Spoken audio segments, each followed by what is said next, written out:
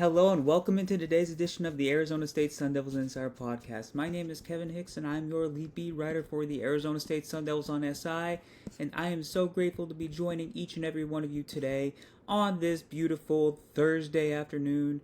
The Sun Devils are set to play in next week's game against the Utah Utes after a bye week, and it's going to be a massive game. Salt Lake City is going to be absolutely electric. Rice-Eccles Stadium, one of the most underrated environments in all of college football. It's going to be a massive Big 12 game. If Arizona State can go into the Texas Tech game at 3-0 in conference play, you are looking very good in terms of positioning, posturing for standings, all of that. And as of right now, they're currently looking to clean up certain things heading into that game. And they had a pretty good week of practice. It was a lighter week, but they still were productive, and there was a lot to take out of it.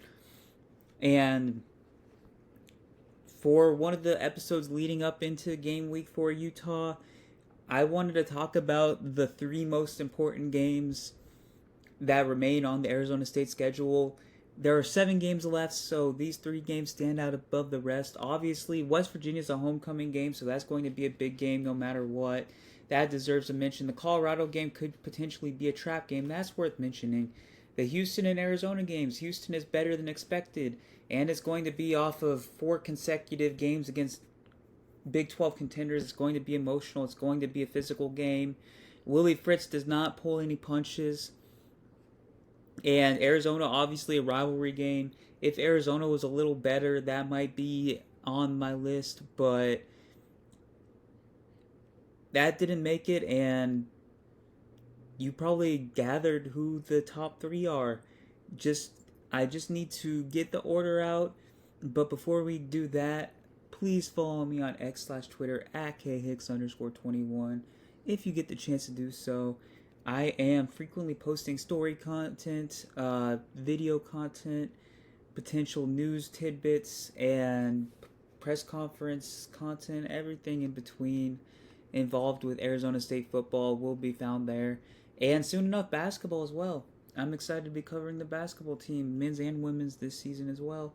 So please give me a follow. And let's start today's episode by ranking the 3 most important games left on Arizona State's schedule. At number 3, I am going to go with the road game against the Iowa State Cyclones on November 1st. You might ask the question as to why the Iowa State game is a little lower, especially since last season they met in the Big 12 title game and it was an Arizona State rout. Iowa State obviously is going to be very energized for this game. They're going to be very riled up. They're likely to be in the conference title race a month from now. And Matt Campbell and Rocco Becht have proven to be a duo worth reckoning.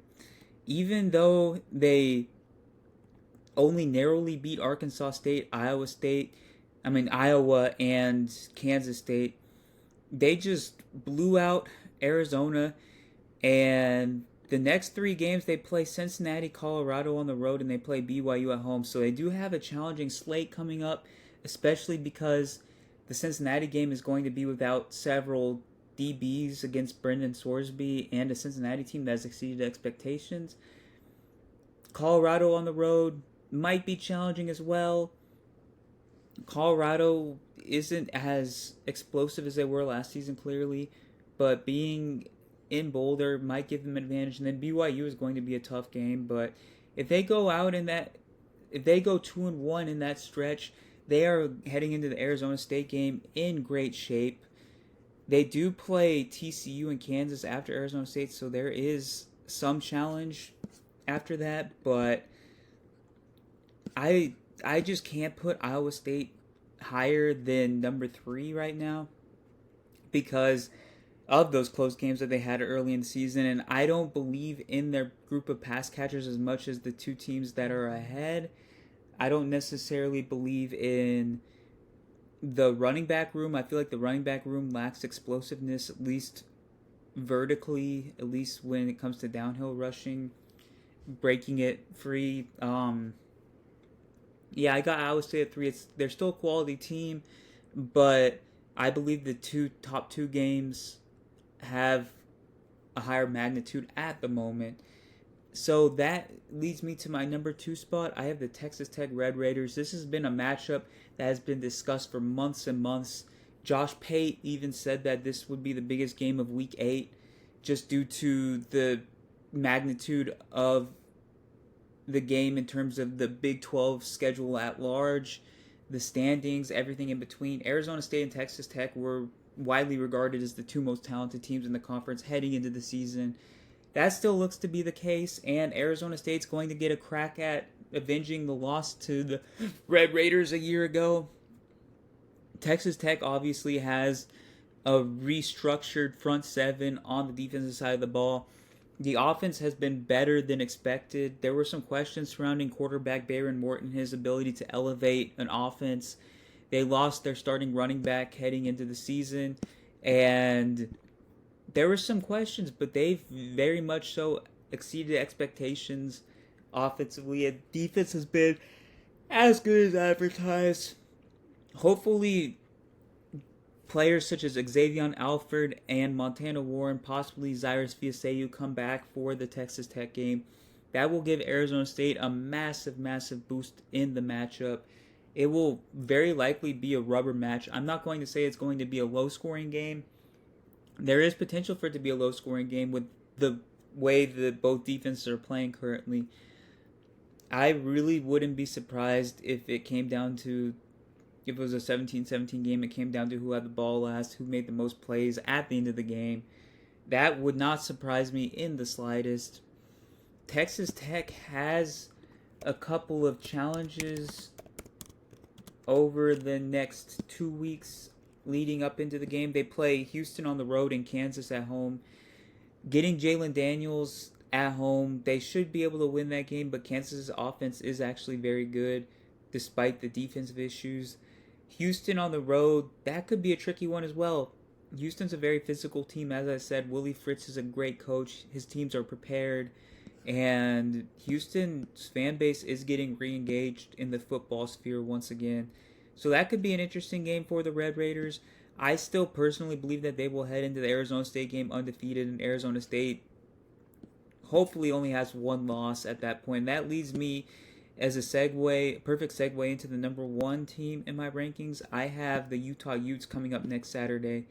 And you might say that's just due to it being the next game up, due to that might be your only guess at rationale, but it's so much more than that. Utah is an incredibly physical team.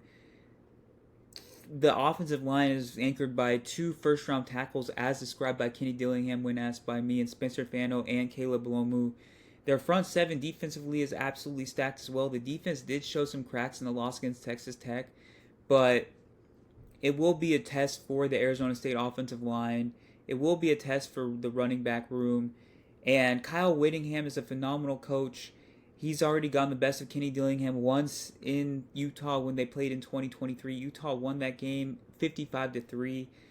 Devin Dampier, being a dynamic dual threat quarterback, potentially adds a wrinkle into the matchup as well, as he's a lot different stylistically compared to a Josh Hoover, a Sawyer Robertson, Bayron Morton. He's just a completely different guy to game plan for. And Kenny Dillingham really said that there's no way that you can completely prepare for what Utah is going to run offensively. So it being a road game in one of the best environments in the Big 12, having to prepare for Devin Dampier in a different Utah offense, going up against Kyle Whittingham, who's probably the best coach in the Big 12, not named Kenny Dillingham, and having the ability to go to 3-0 in conference, heading into 3 more difficult games that are ahead, are all reasons why this is number 1 for me at the moment. Obviously, things can change moving forward, but as of right now, that is what I have. And I am so excited to cover the stretch run of Sun Devil football in 2025 for you, because of you, and by you. And I am so grateful for this opportunity. I thank you for supporting me every day. And I can't wait to talk to you again tomorrow. Thank you. Bye.